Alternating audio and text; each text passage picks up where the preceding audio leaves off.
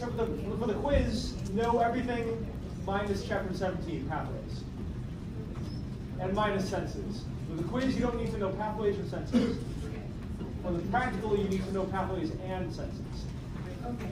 No, wait, no pathways, just senses. You don't need no pathways. So I was looking at it, and I saw that pathways crossed out, like for the practical central nervous system crossed out, but autonomic nervous system is that correct? Autonomic nervous system is covered for both quiz and practical. Okay.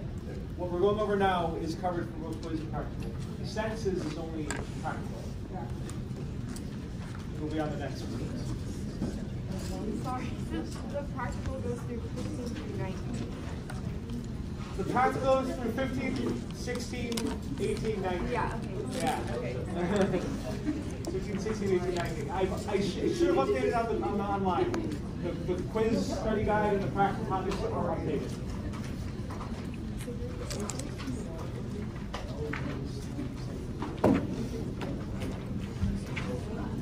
Okay. You ready? We're on slide 18. Slide 18 of the chapter 17-18 notes. We'll start when we're all settled down. Ready? Okay. Okay, so slide 18, we skipped over the pathways because we'll get to them with our project.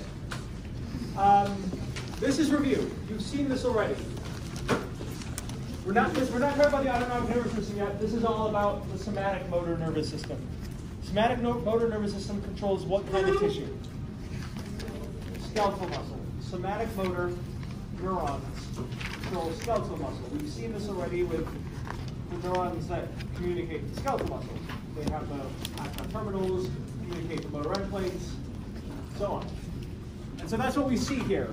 When we went over skeletal muscle, this is what we went over.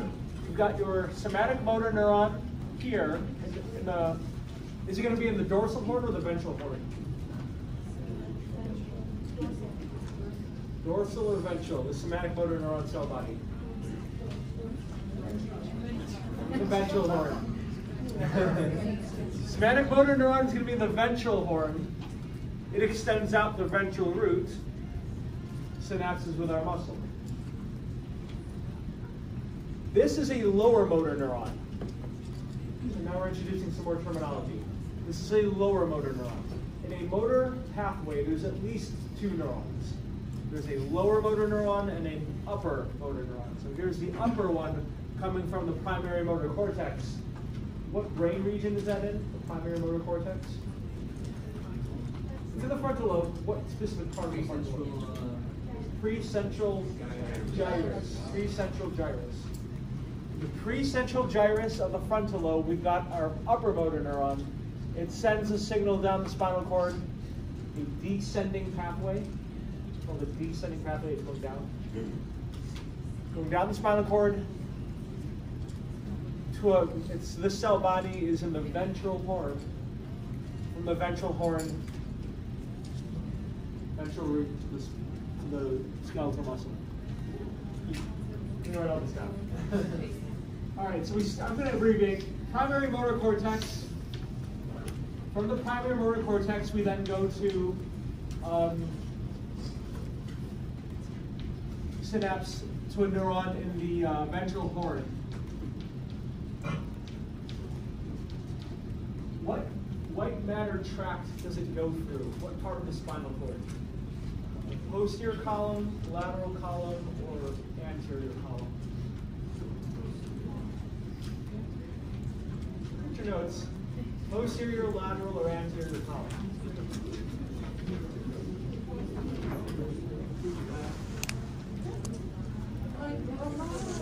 Lateral.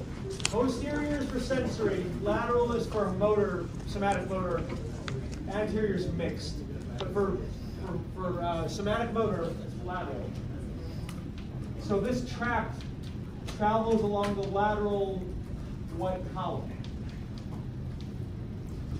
to the ventral horn. And then from the ventral horn out the ventral root to our target subskeletal muscle. the basic pathway it takes. From the primary motor cortex, through the neuronal column, to the ventral horn, through the ventral root, to skeletal muscle. 2 neurons are involved. Note there are no ganglia, because the cell bodies of these neurons are in the spinal cord or in the brain. There are no ganglia. The ganglion is a cluster of cell bodies outside of the spinal cord. You need that for sensory pathways, not for motor pathways. Yes? So where would you say you find lower neurons? Where do you find lower motor neurons?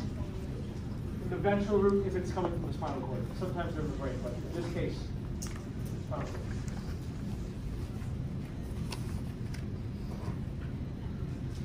These neurons are myelinated. The control our muscles is very fine-tuned, very fast.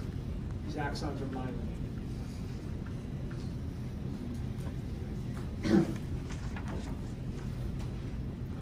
What about the autonomic nervous system? We've only mentioned it, that it's for automatic control of things, control of glands, control of smooth muscle. What's involved in terms of its neural pathway? There's a lot of different places where that signal can start, so I'm not going to pick any specific one. In this diagram, we're showing the hypothalamus. That's one possible place. So I'm just going to say somewhere in the central nervous system, somewhere in the brain. From the central nervous system, then we go down either to the brainstem or spinal cord, where we find another neuron. And this neuron will then extend out to a ganglion. The autonomic nervous system involves ganglia. So we've talked about 2 things now that involve ganglia. First is the dorsal root ganglion for sensation. And now here, the autonomic nervous system for control of certain things. So that means from the central nervous system, we have a neuron that then synapses to a ganglion. And in that ganglion, you're going to find another neuron, because a ganglion means cluster of cell bodies. So here's a neuron in the central nervous system that extends out of the central nervous system to a ganglion where there's another neuron, and then this neuron communicates with whatever it is we need to communicate with.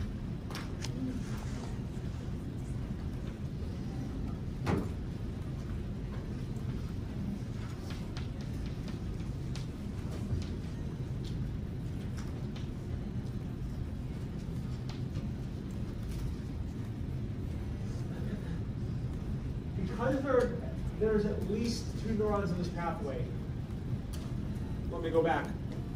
There's only 1 neuron coming out from the central nervous system to our target for somatic motor nervous system. But for autonomic nervous system, you've got 2 coming out of the central nervous system. 1, 2. We have names for these neurons. The one extending out of the central nervous system, that's our preganglionic neuron.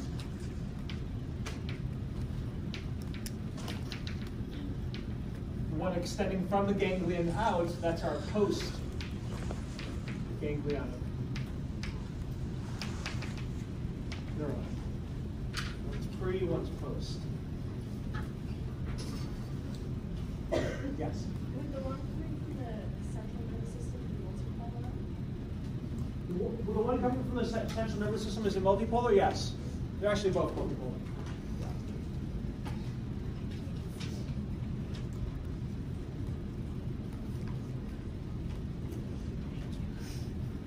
Okay, so we've talked about dorsal root ganglia for sensation. Here's autonomic ganglia for motor control of different things, whether it's glands, smooth muscle, cardiac, whatever. The autonomic nervous system is divided into 2 parts: sympathetic and parasympathetic. I think I've mentioned them before. Let's go over them again. Sympathetic division is active during a fight or flight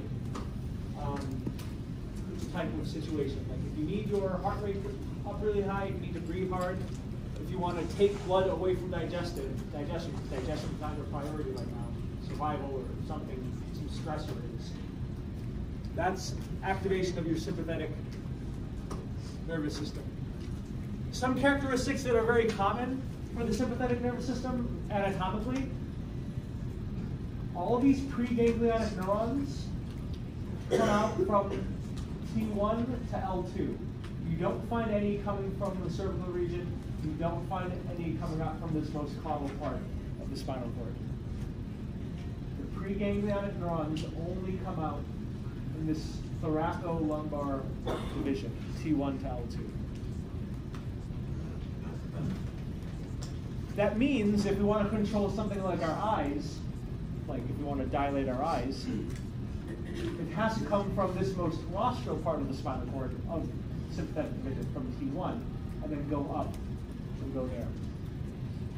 Or if you want to control something like your uterus or your testes, it's got to come from the most caudal part of the sympathetic division, so it's got to come from L2 and then go down to those places. It's not going to come from the sacral division, it's not going to come from the cervical division. To help with that spread, because we've got to go to different places farther away along the body, we have ganglia that are all interconnected. Most of them, I should say, because there are ganglia that are not interconnected. Most of the ganglia are interconnected. That's called a sympathetic, these are called sympathetic chain ganglia. Sympathetic chain ganglia. When we look back to the nerve table today and tomorrow, we're going to see, you see on the nerve table that there's this cluster of things next to the spinal cord. Those are the chain ganglia. So we can see that on our nerve table, and we can see it on models. It's kind of hard to see, like trying to dissect that. We'll be really good at that. But we will see this in lab. And the chain ganglia are proximal to the spinal cord. So given that, if you had to compare the length of the preganglionic neuron to the postganglionic neuron, which one's longer? Post. The postganglionic neuron is longer. Just a reminder of some of the things that it does. I'm not trying to memorize every single thing here, but you can see some common threads. Dilate your eyes, dilate your pupils, increase heart rate, open up your airways. All of this is saying inhibit digestion. You don't need digestion if we're dealing with a stressor. We want to focus energy on our muscles and breathing and blood flow. That's sympathetic.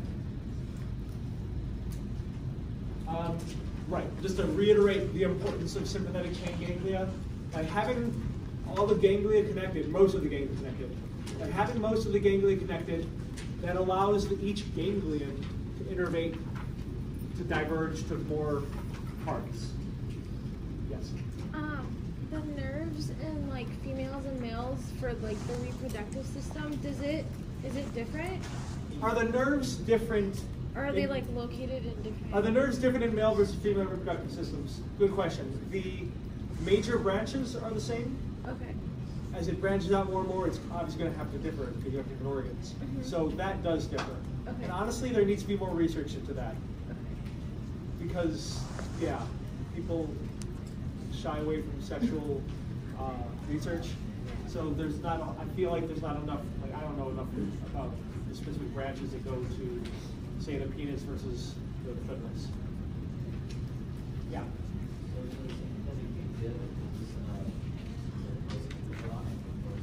The sympathetic ganglia is just postganglionic. Those are two different things. The ganglion is where you find the cell body. So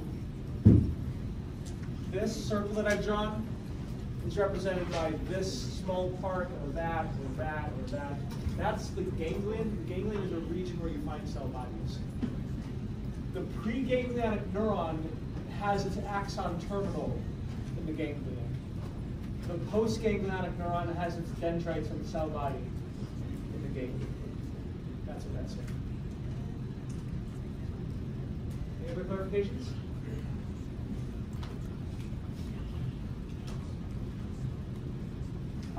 There is one special ganglion. We have a gland called the adrenal gland.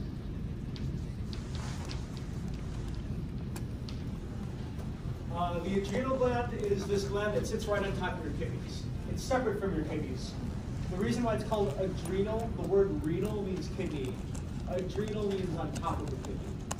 So it's on top of the kidney, but it has nothing to do with directly with the function of the kidney. It just happens to be sitting on top of it. So it's kind of shaped like that. You see it's sitting on top of the kidney right there. The adrenal gland is an endocrine gland, for the most part. What that means is it secretes hormones into the bloodstream. It secretes signaling molecules. The adrenal gland, at least a part of it, the adrenal medulla. Does anyone remember what medulla means? Middle.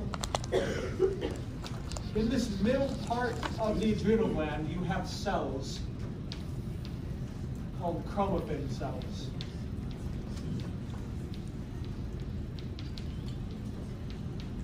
To activate these chromaffin cells, you need a neuron from the central nervous system extending out of the spinal cord to chromaffin cells.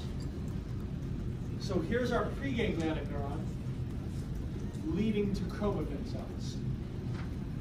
So rather than having a postganglionic neuron, we have these endocrine cells. These are not neurons, they're endocrine cells. They're actually a special type of glandular cell, which is what type of tissue if we had classified. These aren't nervous cells. Are they epithelial, muscle, or connective? Epithelial. They're a special kind of epithelial cell. Any guesses what shape they are? Probably some people will. Right, so you have these chromaffin cells. They are your modified, they're not a neuron, so it's just the next thing in line. It's taking the place of the postganglionic neuron. So rather than stimulating a neuron and releasing a neurotransmitter, this just releases hormone into the bloodstream. The hormones released are epinephrine and norepinephrine. You might know this as adrenaline. Adrenaline and epinephrine are the same thing. It's different names for the same thing. I'm going to call it epinephrine. So from the spinal cord, a sympathetic neuron goes to the adrenal medulla. In the adrenal medulla, it activates a chromaffin cell. Chromaffin cell releases epinephrine into the bloodstream, and we get effects like high heart rate, dilated pupils, breathing faster. Yes?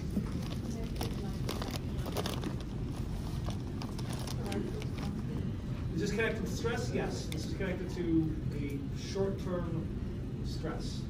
You're trying to run away from something or something very dramatic happening. Yeah, if you're afraid of anything and it gives you a big shock, then adrenaline definitely goes up.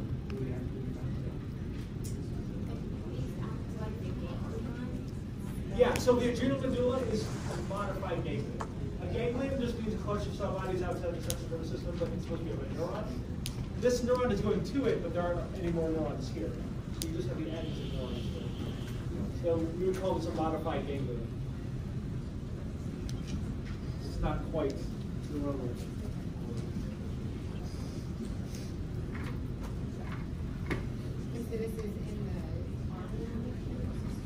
This is part of the autonomic nervous system, specifically the sympathetic branch of the autonomic nervous system. Sorry? It's only for the adrenal gland. Only for the adrenal gland. Just this one pathway. You should definitely know this pathway. Yeah, what are chromaffin cells? Chromaffin cells aren't neurons, they're endocrine cells. An endocrine cell, and we're going to go over the endocrine system later, it's a cell that releases hormone. A hormone is a chemical messenger that gets sent to the bloodstream. And neurotransmitters are chemical messengers, but they're not sent to the bloodstream. They stay in the interstitial fluid. Hormones go to the bloodstream. I was gonna ask, so when someone has like chronic anxiety or like, yeah, chronic anxiety, is that hormone being released like constantly? If you have chronic anxiety, that's actually a different hormone. Okay. Like we'll talk about cortisol later. So there's different kinds of stress. All right. Another important feature that you'll see with these if you do have a post-ganglionic neuron, so not for this one. If you have a post-ganglionic neuron, what's really interesting about their terminals is that they don't just have like one single ending terminal. We've seen, like with somatic motor neurons, that if this is the major axon, it then branches here, and then here, and then here. Like these are the definite ends. With post-ganglionic neurons, rather than having definite ends, it's kind of this, there's a part where we can release neurotransmitter here, and another one here, and another one here. It's like you're airdropping. As the action potential goes through the neuron, you can then release neurotransmitter here, and then here, and then here. Just keep dropping it at different parts. The term for that is a varicosity. You have these varicosities, these bulges in the axons, where you get release of neurotransmitter. We have a smooth muscle model in lab, and you can see how varicosities, by having neurons that are shaped this way, we can activate many cells at once.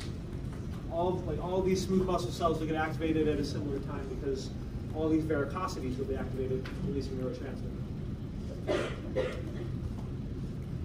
We're getting divergent control, activating more things at once. So it's a different approach than with a motor unit. With a motor unit, you have definite endings. With the varicosity, you've got all these branched things that are releasing neurotransmitters.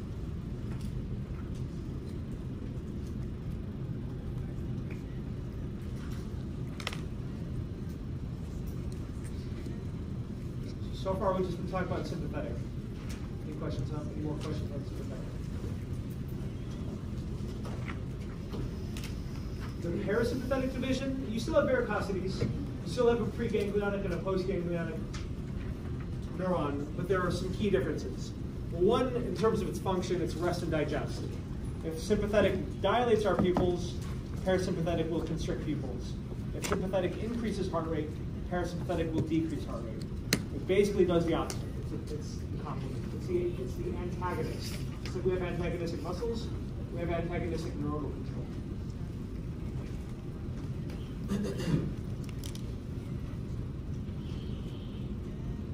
The sympathetic division, let me go back real quick.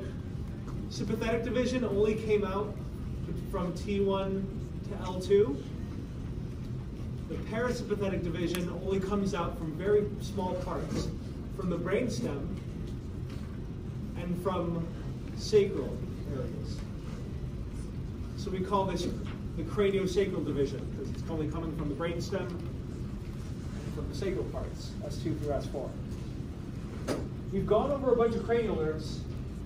Some of those cranial nerves belong to the parasympathetic division or are included in the parasympathetic division.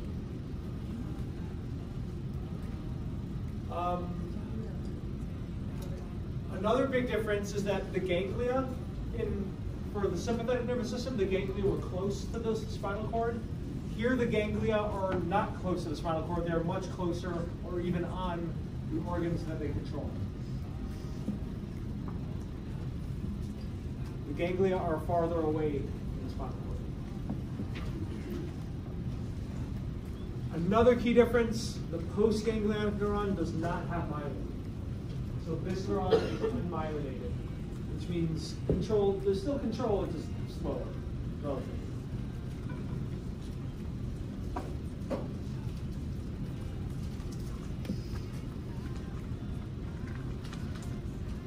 To recap, some key anatomical differences. Ganglion is closer or on the organ, on the target organ. You only have branches coming off from the brainstem and from the sacrum, the sacral part of the spinal cord, and the postganglionic neuron is unmyelinated.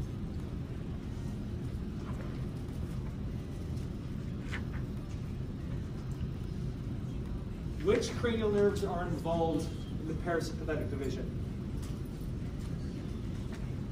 Cranial nerve 3, when I say that they're involved, I don't mean that this cranial nerve, all it has is parasympathetic output or input. It's that it's or output. It's that it has branches, parts of it that are parasympathetic. So cranial nerve 3, what's cranial nerve 3? oculomotor, to move our eye around with four of the 6 muscles. So we can control movement of our eye consciously. To consciously control movement of our eye, where would that originate? What brain region?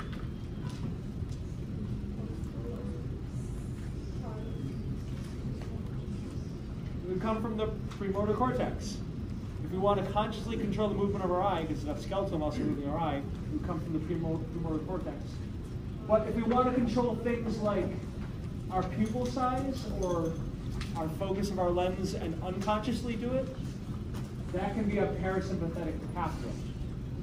So unconscious control of things using our oculomotor nerve, that's parasympathetic control. And that can be done with cranial nerve too.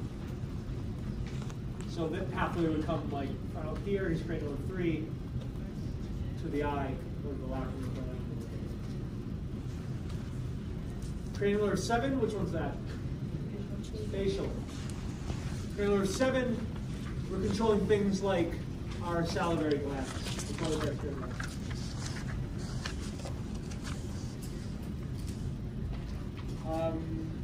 So facial is motor control of the face, not sensory control. So sensory. It's motor control of the face. So motor control of these glands, effort control. 9 is glossopharyngeal. Both 7 and 9 control different salivary glands. Don't worry about the names of them. I just want you to know they control salivary glands. We'll get to these names later when we talk about the digestive system. So 7 and 9 control salivary glands. 10, what's 10? The vagus. Most parasympathetic output goes through the vagus nerve. Majority parasympathetic output goes through the vagus nerve. You want to control our heart, control our lungs, control our digestive organs. That's all vagus nerve. Does a lot. It's a really important nerve in parasympathetic case.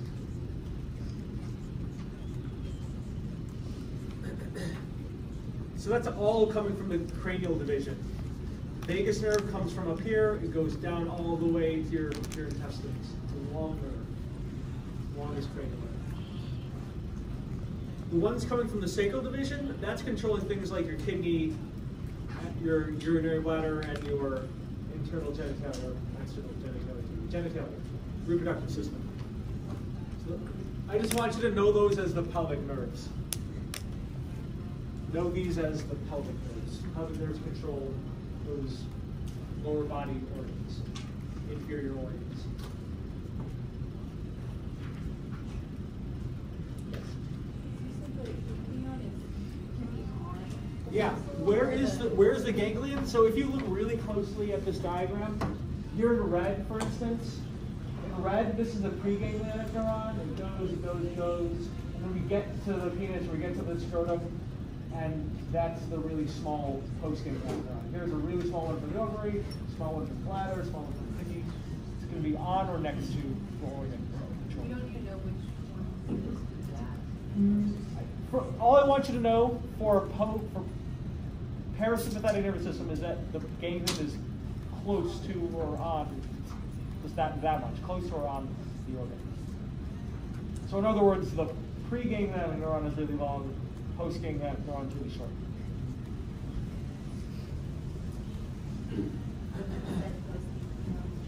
For the parasympathetic nervous system, the postganglionic neuron is short. And unmyotic. Short and unmyotic. Yes. What are pelvic nerves? What are they controlling? They're controlling organs like your kidney, bladder, genitalia, reproductive organs.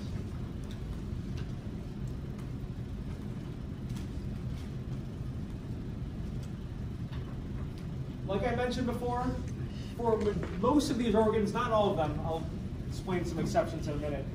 Most of these organs, you get innervation by both systems. For example, our heart is innervated both by our sympathetic nervous system and by our parasympathetic nervous system. So if we activate our sympathetic nervous system more, that causes increased heart rate. If we activate our parasympathetic system more, that decreases heart rate. there's antagonistic control. So they're both sending signals to those areas. It's more about which one is winning out, so to speak. Whichever one has more activation, that's what our organ will lean more towards. More activation or less activation. There are some exceptions. I'm not going to test you on the exceptions, so this is really just if you want to know. And you're probably going to need to know physiology. The size of your blood vessels is only sympathetic control. Size of your blood vessels is only sympathetic, not parasympathetic. Release of epinephrine from the adrenal gland, only sympathetic. Release of a hormone called renin from your kidney, only sympathetic. Wherever it has a little dash here, that means it's not for parasympathetic, it's only for sympathetic. I'm not expecting you to memorize every single example here. I want you to know very generally, sympathetic is for a high stress response, getting ready for a stressful event. Parasympathetic is recovery. And most of these organs have innervation from both systems.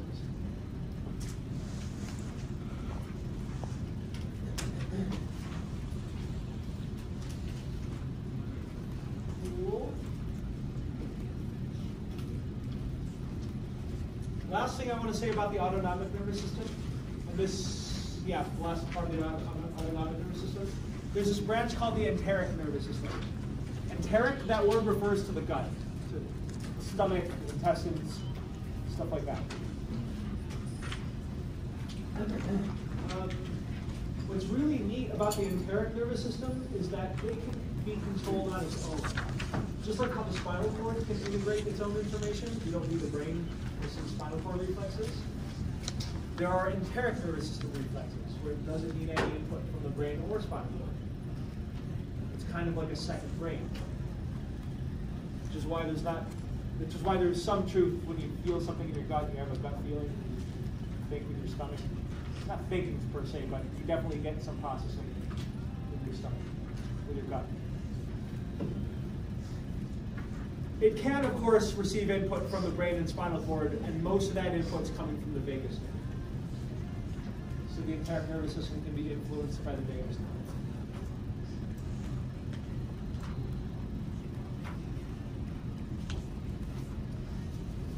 That's as much as I want you to know about the enteric nervous system for now. We'll go over it a little bit more when we go over the digestive system.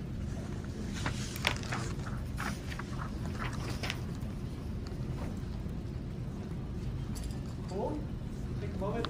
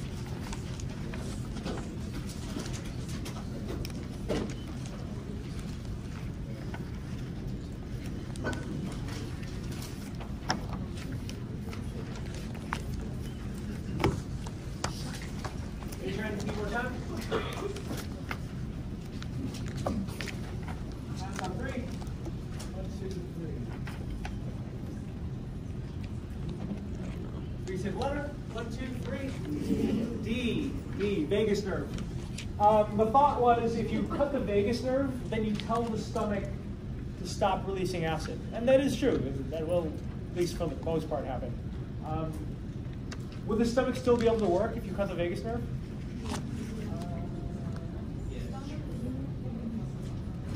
If you answered yes, tell me why. Yes.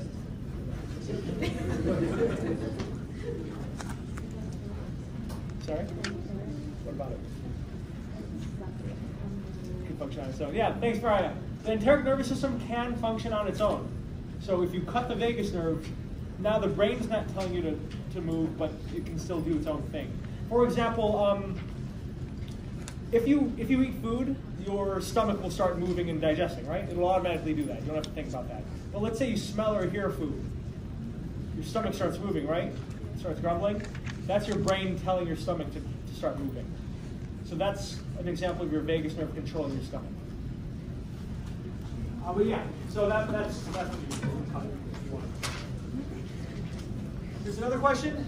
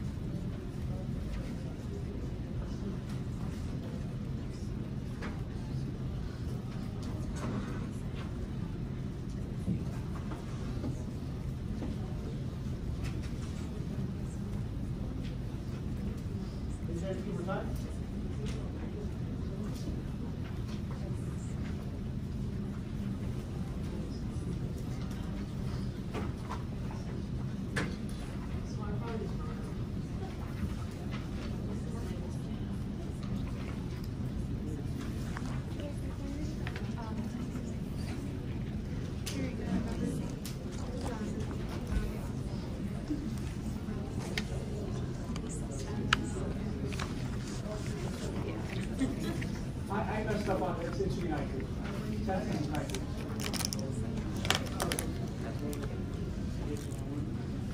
Okay, see your hands. 1, 2, 3.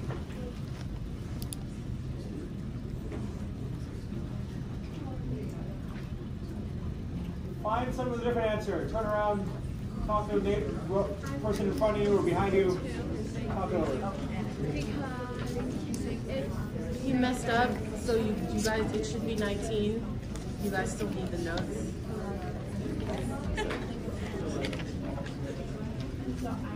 So you messed up on here, it says 18, but it should be 19. So it's still just the notes that it is. The pelvic nerve, but Yes, the correct.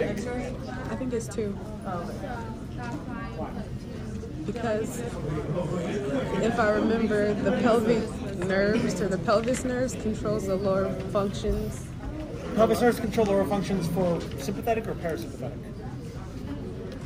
I thought it was parasympathetic. Parasympathetic. So, okay, yeah, yes. Great. Okay, cool. All right, one more time, please. Hands up, 3. 1, 2, 3.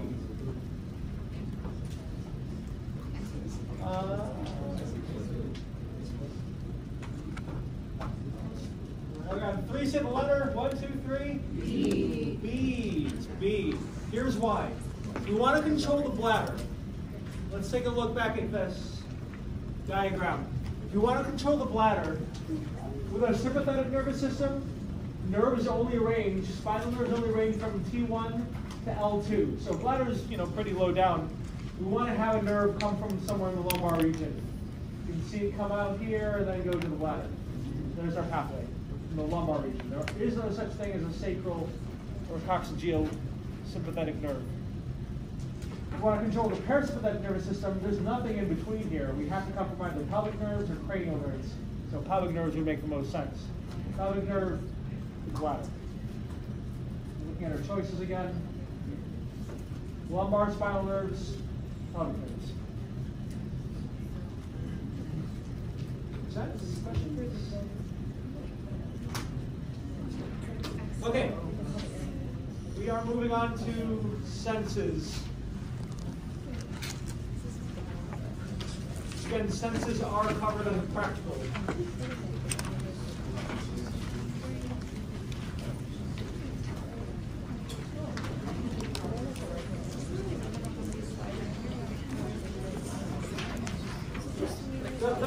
The packet says chapter 18, it's really chapter 19. I messed up. One of the questions we said talking about pressing the vagus nerve. So if you did that one that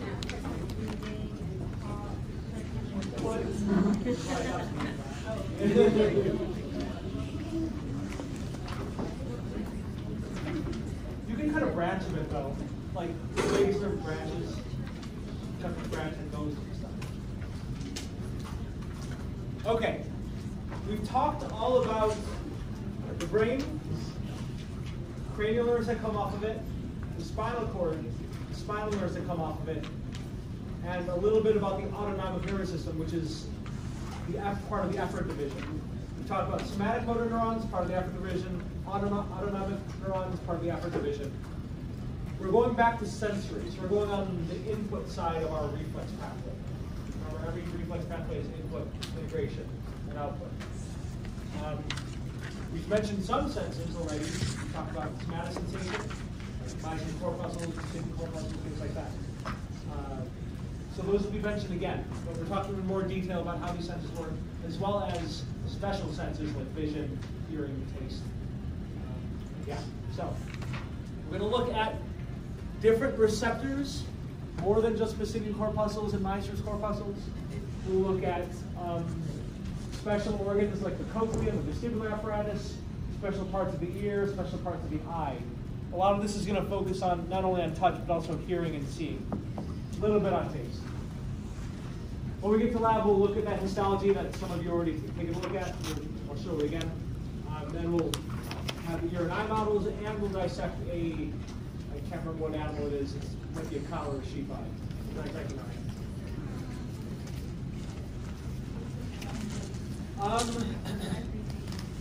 So we're talking about senses. And senses, when you sense something, you need some kind of stimulus, a thing to detect.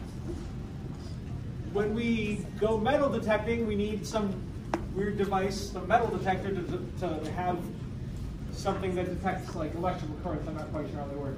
Or if we have a lie detector, does anyone know how that works? What are you measuring? Heart rate. You're measuring like heart rate and breathing rate, things like that, or even sweating. You can measure sweating. You need something to measure is my point. For a smoke detector, you need physical smoke molecules to get in there and get detected. If we want to sense something, there needs to be something to sense, a stimulus. So when we sense things, there's a ton of different things that we sense. You need specialized organs, specialized cells to detect those things. There are many different types of sensory receptors. There are many different types. Our first type is the most basic, the free nerve ending. All that means is, on the dendritic end, it's just bare. There's nothing on the dendrites.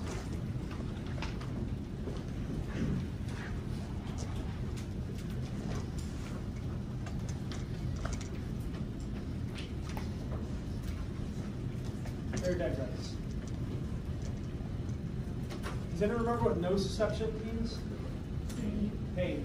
So detection of pain, detection of temperature, detection of movement of hairs, detection of, what's baro? Pressure. Barometer, pressure. And blood pressure, for instance. We have special baroreceptors in our blood vessels to detect blood pressure. All these things are examples of neurons, sensory neurons, that have free nerve endings. And so at these dendrites, you'll have some kind of receptor. It could be a receptor that receives a chemical, like with pain. Pain receptors really detect damage. For something like a baroreceptor, it's going to be a mechanoreceptor. You're detecting stretch or movement. Whatever it is, it's going to be on that dendritic end on a free nerve ending. Sometimes they're unmyelinated, and that leads to slower transmission, so that leads to things like slower pain, slow dull pains, feelings of warmth or itch. Those are all from unmyelinated nerves.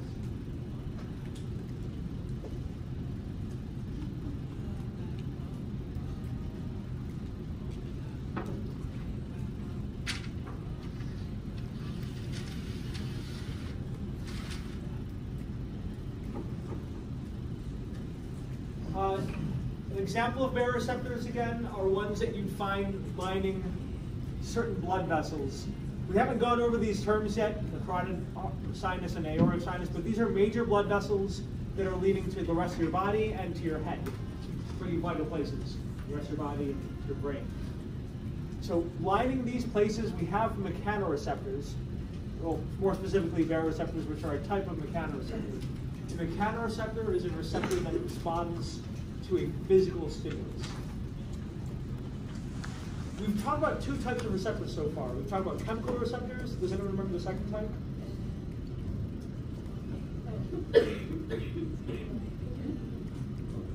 In response to electricity. Those are voltage gated. Yeah. We've talked about two different receptors so far. Ones that are responsive to chemicals, ones that are responsive to voltage. This is responsive to something physical. I guess we've talked about Pacinian corpuscles. Those are also mechanoreceptors. So Pacinian corpuscles, Meissner's corpuscles, those are also mechanoreceptors. They respond to some kind of physical stimulation. We can detect stretch in our digestive tract. We can detect anywhere in our digestive tract to detect stretch in our bladder. That's how we know we need to urinate. And in all these places and more, we have some kind of mechanoreceptor that helps us regulate basic functions like breathing, blood pressure, digestion.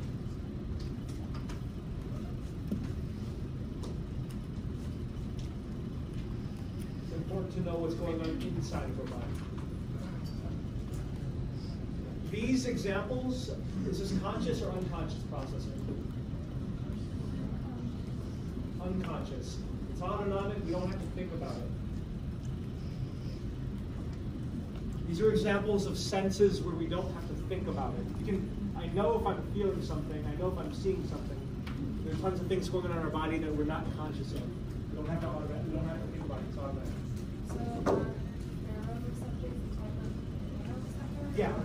A baroreceptor is a type of mechanoreceptor.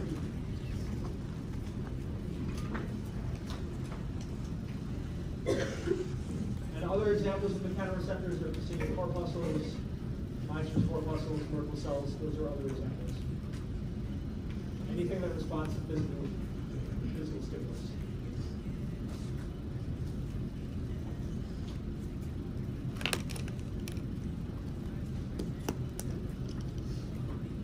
But there's something special about Pacinian corpuscles and Meissner's corpuscles is that they're not bare at the dendritic end. They're covered by a special connective tissue covering.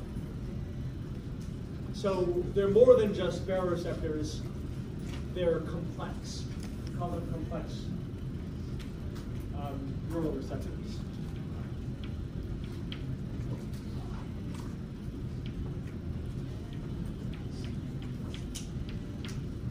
The dendrites aren't bare, you have connective tissue covering.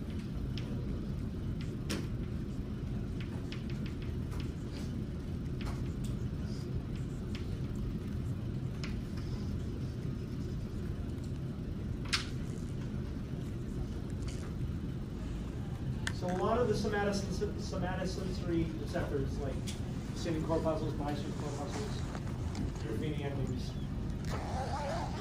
those are examples of complex neural receptors. That's a special thing on their dendritic end.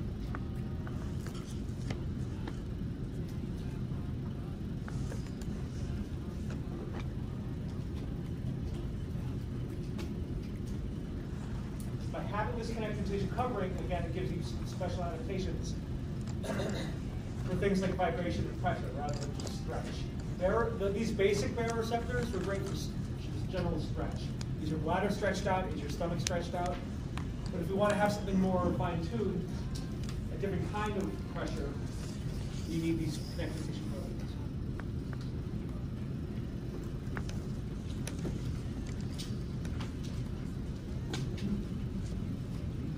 I'm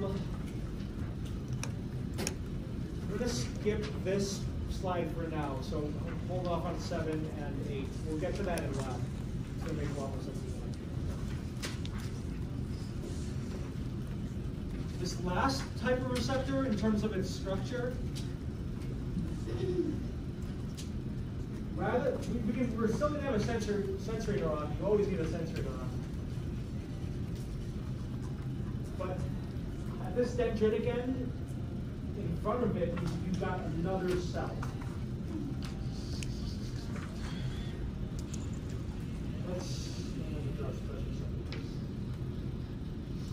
We've got another cell over here, and this cell is not a neuron.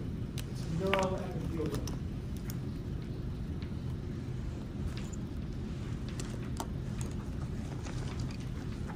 And this neuroepithelial cell, when activated, sends neurotransmitter to the neuron, to the sensory neuron, and then that sensory neuron relays it to the spinal cord of the brain.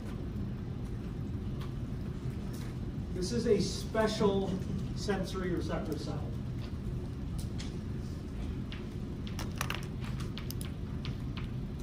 You only have these for very specific senses. Things like, remember Merkel cells were one of those, where you have a special cell leading to a neuron? Merkel cells are one example. The Merkel cell is in the strata basale, but the sensory neuron is below it, deeper to it, and goes to the spinal cord and brain. Your sense of taste, gustation. Your vestibular sense, we're going to get to that later in lab, vestibular sense and hearing. And for vision, photoreceptors. These are all separate cells. They're neuroepithelium. They're not neurons.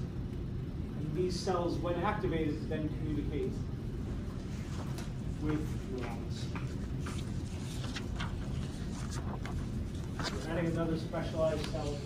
These specialized cells are needed because they detect very special things. Like taste is a very special thing. Vision is a very special thing. Hearing is a very special thing compared to these other senses. So that's why they call them special senses.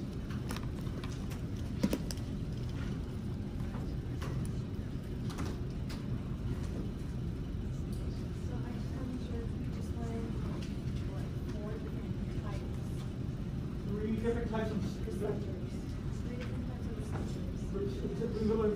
receptors in terms of what's found on their dendritic.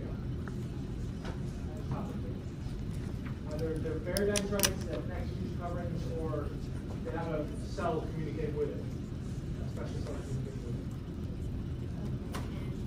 it. Bare receptors were an example of.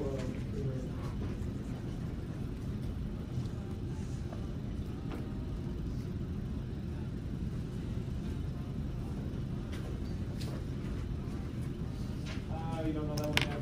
You know that one, okay. Here's a question for you.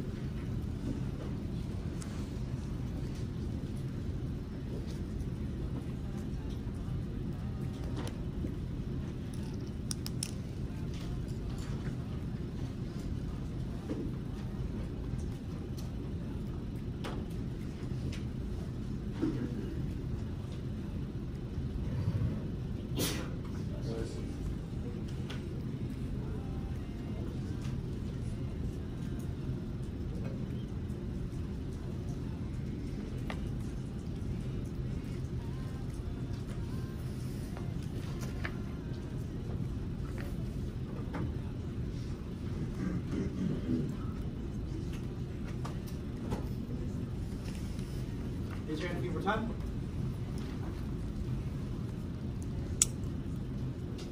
Answers on 3. 1, 2,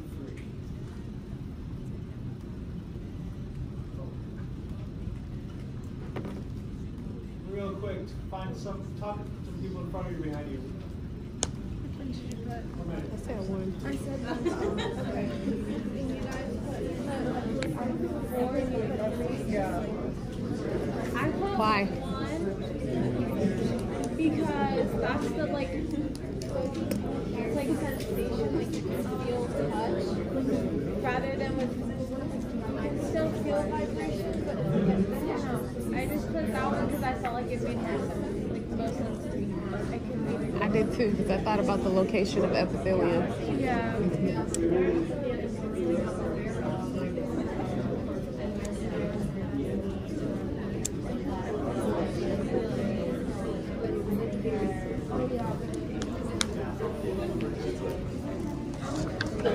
All right, one more time, let's see your hands. 1, 2, 3.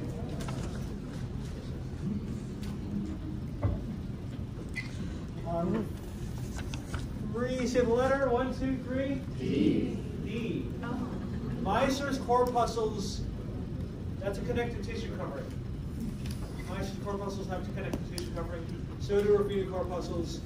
Nociceptors are bare. Neuroepithelium, that would be a hair cell for hearing. You have specialized cells in your inner ear for hearing.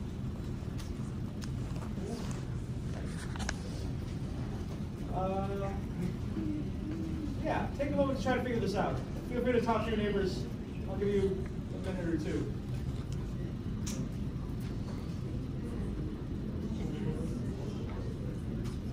So what is an olfactory sensory neuron? What is a nociceptor?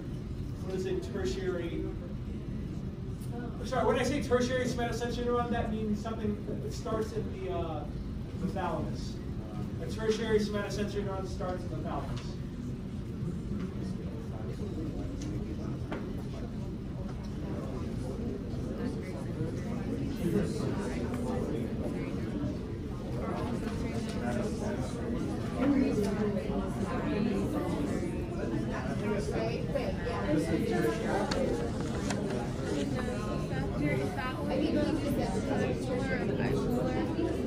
And then I'm pretty sure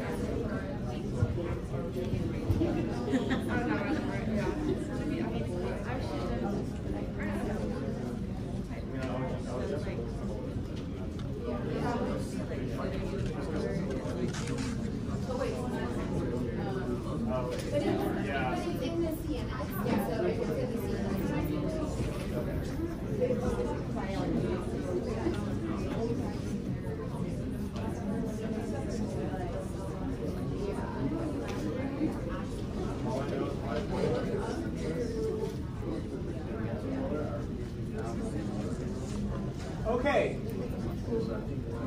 let's start with olfactory sensory neuron. It's a neuron that starts in the olfactory epithelium and goes up to the olfactory bulb through which hole? Olfactory foramina, which is found in the grip horn blade through the ethmoid. Yeah, all that. What shape would it be? Which one is it definitely not? Let's start with that. It's not multipolar. It's a peripheral. Multipolar, you only find for central or a motor afferent neuron. So it's not multipolar. So it's pseudounipolar or bipolar? It's a special sense. It's bipolar. Olfactory sensory neurons are bipolar. We'll see histology of it in round. A nociceptor, pain receptor. It's pseudo-unipolar. You have dendrites that look something like this. Dendrites and then, or you'll be like this. Dendrites, somebody off to the side, going to the spinal cord. First order sensory neuron. A tertiary somatosensory neuron, I said it starts in the thalamus. Where would it end?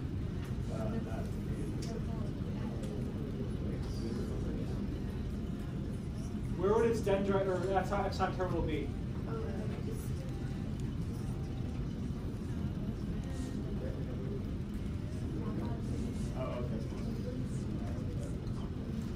Okay, let's back up. Is this a sensory neuron or an effector neuron? Sensory neuron.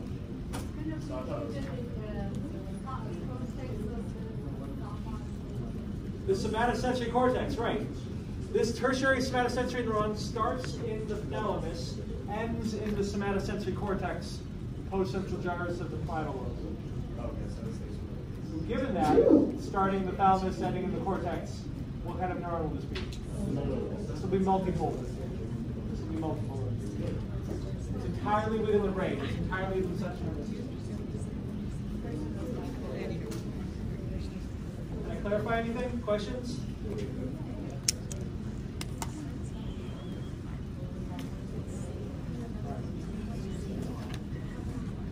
All right. I know I skipped 2 slides on touch. We'll get to that in I want to start on the ear right now.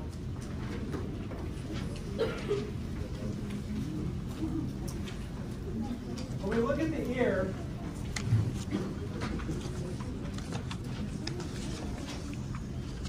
there are obviously some parts that we can see with our own eyes on the outside. There's a lot of parts that we can't see that are deeper in.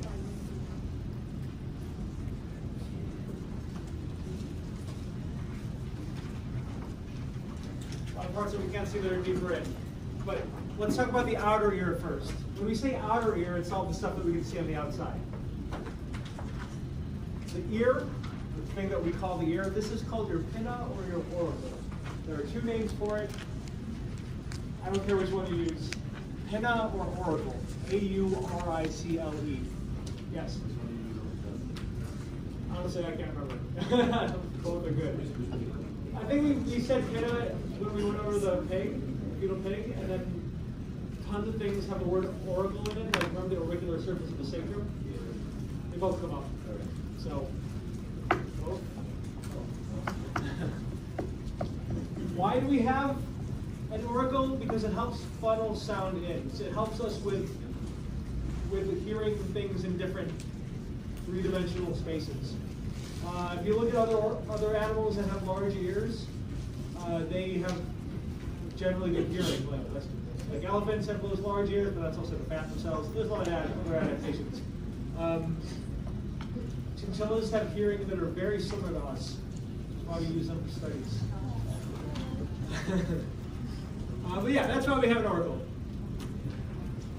The ear canal, the special word for ear canal is acoustic meatus. You can also call it auditory canal. I don't care which one you use, but from the outside is the external acoustic meatus. Because remember, there's the internal one as well. The internal one's right here. This is the external one. So external acoustic meatus counts as part of the outer ear. So here's canal here.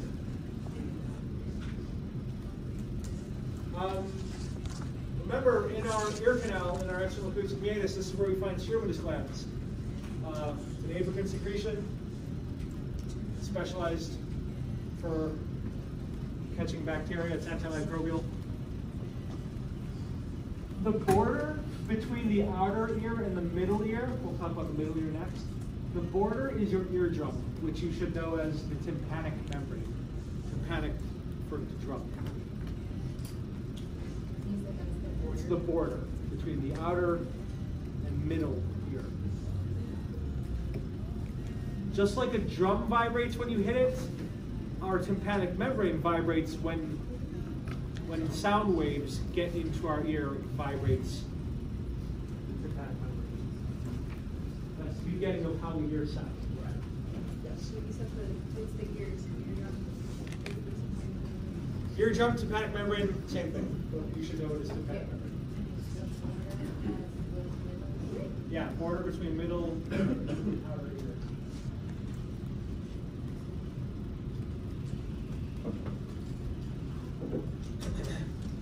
So when we hear sound, what's happening is we have these pressure waves. The pressure waves vibrate the tympanic membrane. And then the tympanic membrane will vibrate those auditory ossicles, which you should already know. So review them if you don't. The order is Malleus, then Incus, then Stapes. It's in that order, from lateral to medial. Malleus, Incus, Stapes. Together known as the auditory ossicles. While there is cerumen lining the external acoustic meatus, this is air-filled. We need air to pass through. The middle ear is also air-filled. So surrounding these bones should be air. If it's fluid-filled, then you probably have an infection and you should go. This is also air-filled, surrounding the bones. From our middle ear, we have a connection to our throat. We have a connection to our pharynx. This is called your auditory tube. I'm going to favor calling it auditory tube. It's a lot easier than pharyngotympanic or eustachian. You may have heard of these terms before. Eustachian tube. Anyways, these are all the same thing. I'm going to call it auditory tube. There's a tube that leads from your middle ear to your throat, to the back of your throat. That's why you can swallow and equalize pressure in your middle ear.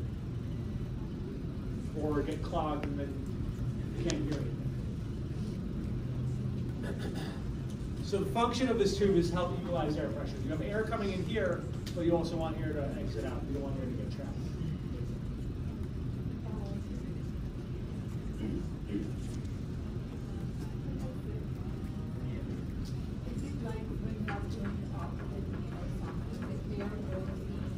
Yeah, like if you go in a plane and your ear pops, it's because the air pressure is much higher outside than inside. So you need to equalize that pressure. You can do that by chewing or swallowing or sticking it on top of your ear. Yes? What affects loss of hearing?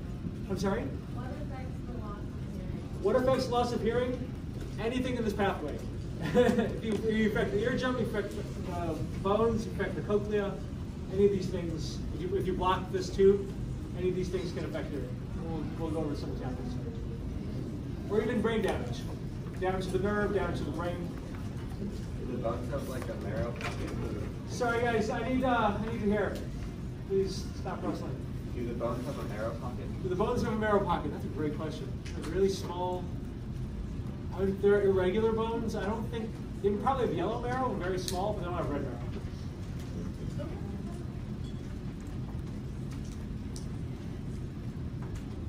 So we can divide up the ear into three parts. Outer ear, middle ear. When the stapes vibrates, it vibrates a part of this organ, this snail-shaped organ, called the cochlea. C-O-C-H-L-E-A. Whenever there's a CH, it's a hard CH. Cochlea. And really the cochlea is the middle ear. Or inner, excuse me. The cochlea is the inner ear. You get vibration of the tympanic membrane, vibration of the malleus, incus, and stapes, and then you get vibration of what's called the oval window. The oval window is the window to the cochlea. The cochlea is filled with fluid. So we've gone from air vibration to bone vibration to fluid vibration. We're transmitting sound from air to bone to fluid. And we'll talk about how that leads to hearing things in the lab.